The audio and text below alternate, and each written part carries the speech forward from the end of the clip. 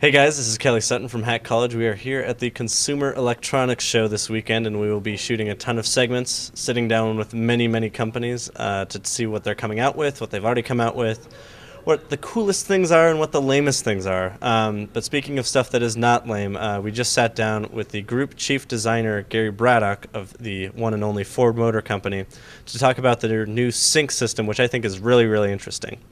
So let's check that out. I'm standing here with Gary Braddock, the Group Chief Designer at Ford Motor Company. We're going to talk with Gary today a little bit about the new sync system that's going into a lot of their cars. Gary, how are you doing? Very good. Great. Thanks for standing up and having an interview with us today.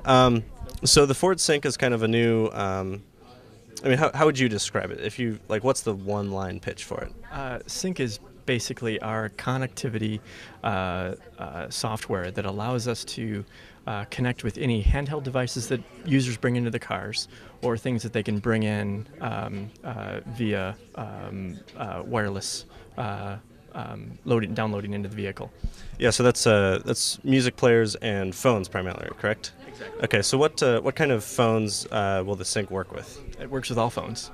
All phones. All phones. Yeah. Wow. Okay, that's great. And how about music players? Works with every music player. That's pretty. How do you do that? Is that just like a headphone jack, or is it headphone Bluetooth, or? It's through Bluetooth. Bluetooth is the method that it connects through. So. Great. And so, if you could select one thing from the Sync that excites you the most, what would it be? Like the one feature. Like, what's one thing that saved you in a bind, or that you just can't live without now? The thing I can't live without would be that when I'm on a phone call and I'm in my car and I'm driving and I stop and I'm done driving, but I'm still in the phone, in the phone conversation, I don't have to stop my phone conversation. I can just pull out my phone, and as I open up my door, I can bring my phone up to my ear and I can walk away from my car and continue my phone conversation. Nobody knows that I got out of my car. That's cool. That's cool.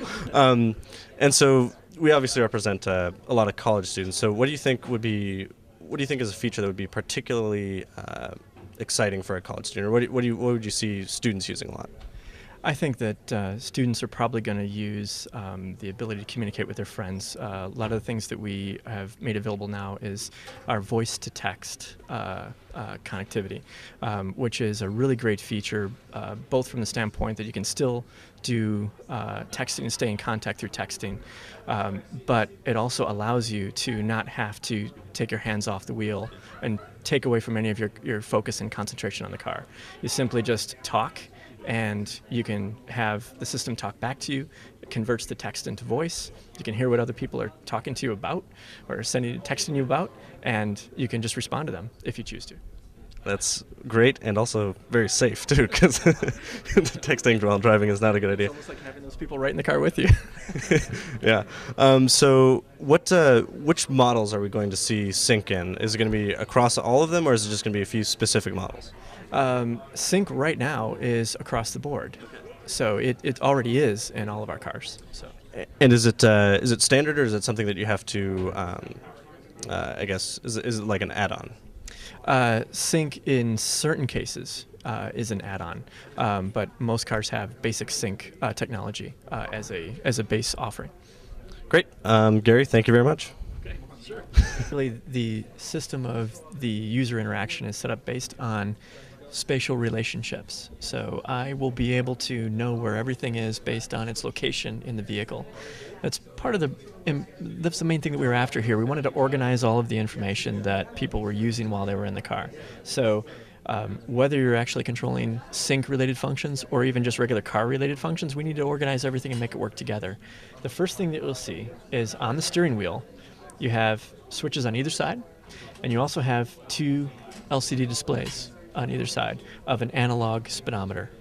On the left-hand side is all the car-related functions. On the right-hand side is all the communication, audio, all of the sort of comfort-related functions. Everything related to people is on the right-hand side. You'll notice that the information is very simple in the instrument cluster, and in the center stack, you have a little bit more detail. The idea there is basically that what you see in front of you needs to be simple so that it doesn't give you more information than you actually need, and really isolates the information to just the most valuable information that you really want to work with.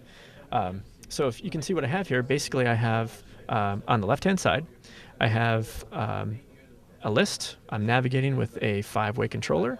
I have some cruise control functions down here, but basically everything that I see on this side is happening on the left-hand side of the display, so I get instant feedback.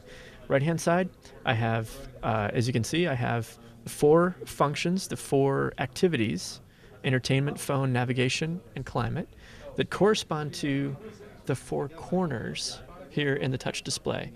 Each one of those 4 corners, again, spatially related to each other and easy to identify. When you have a rectangular screen and you want to find out where to go to the thing that you want to go to, you just go to the corner and you get that single function that you want. So I get an alignment between visually the color that's here and the color that's here. So those two are a lot easier to understand. So that's the overall simplification of all the information that you see. Now when I go into the touch display and I move over here, you'll see that I have a touch display and it has the 4 corners illustrated, but it also has some hard functions down here, which are also capacitive related.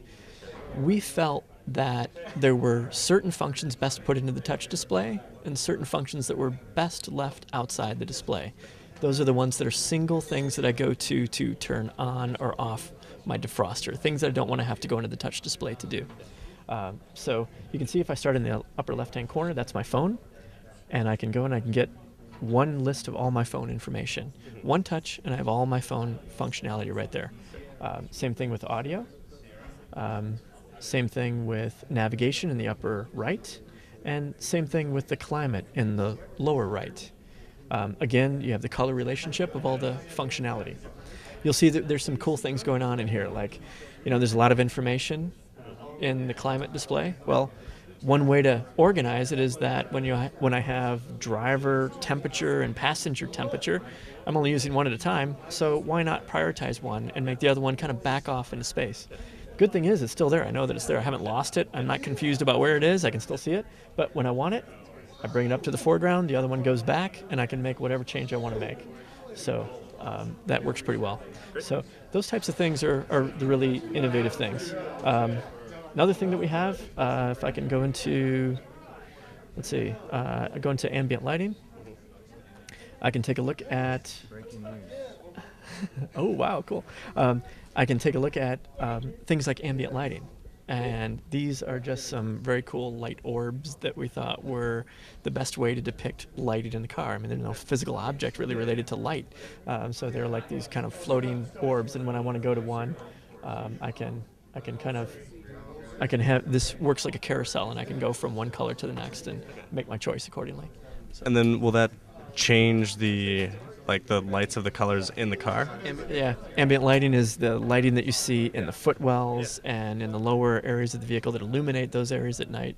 So you have this kind of feeling of the space around you, and it's not just a black hole that you're looking at. That's really cool. Thank you. All right, that was Group Chief Designer Gary Braddock from Ford talking about their new sync system. If you would like more segments like this, you can go to hackcollege.com/CES for all of the Hack College CES coverage. Peace.